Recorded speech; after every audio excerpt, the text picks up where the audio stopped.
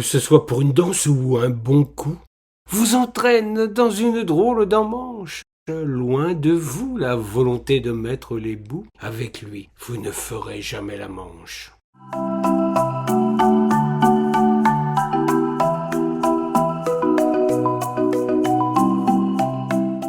Il doit se satisfaire des poussières d'étoiles.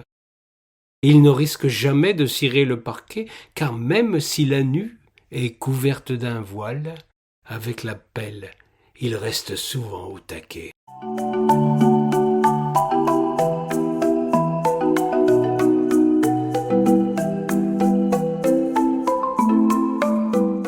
Né jadis dans les genêts jaunes, la fleur aux dents, lui a fallu ensuite chercher du bon boulot pour faire le trottoir avec les indigents et tous ceux qui se trouvaient au bout du rouleau.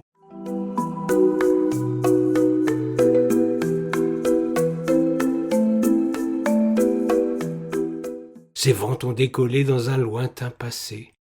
Fidèle compagnon de la ménagère par l'avènement de l'électroménager, la fée domestique se fit soudain sorcière.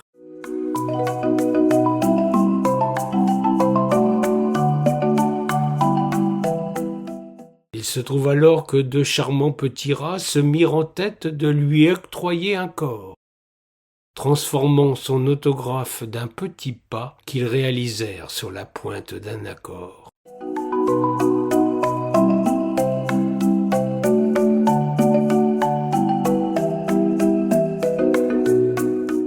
Héritèrent dans la foulée d'une contredanse que des quidams nommaient autrefois papillons, puisque ce sont ceux-là, quand on y pense, ils l'incitèrent à sortir de son cocon.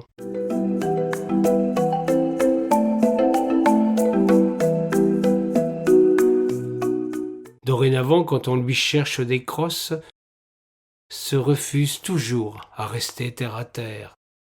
Bien loin de son alter ego qui se brosse, il s'esquive alors promptement dans les airs.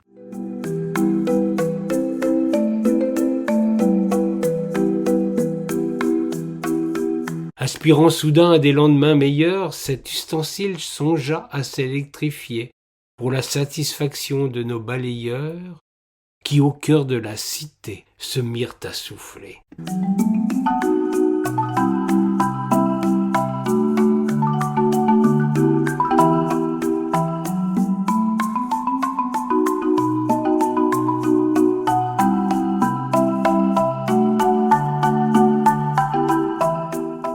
Seuls les décibels, plus que les feuilles mortes, s'élevèrent en une grosse cacophonie, s'ingéniant honteusement de la sorte à nous briser les oreilles, sans nul merci.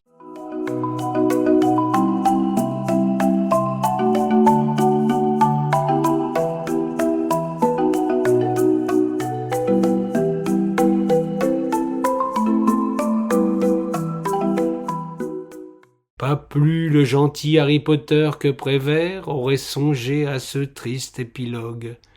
Notre société commet d'odieux travers qui, au grimoire, ne sont pas au catalogue.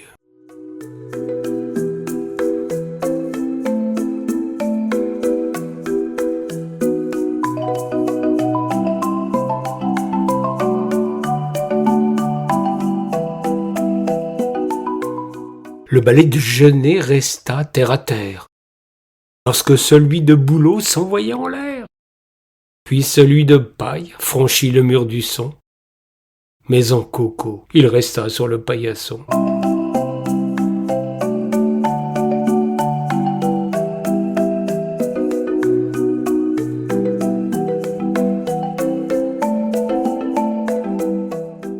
À l'opéra, il tutoya les étoiles jusqu'à ce que l'aspirateur jette un voile.